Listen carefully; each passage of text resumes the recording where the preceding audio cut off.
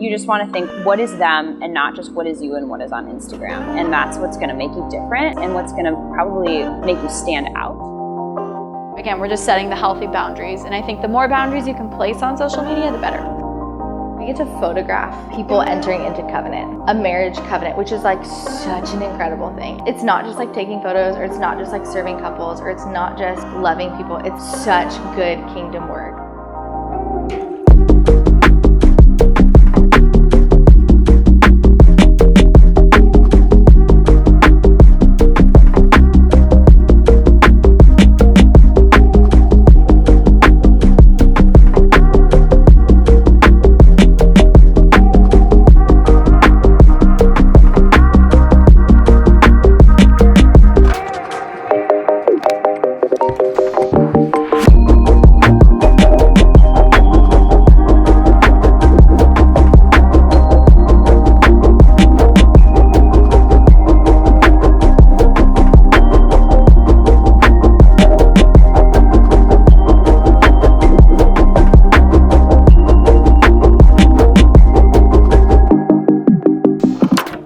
Let me tell you why you are here.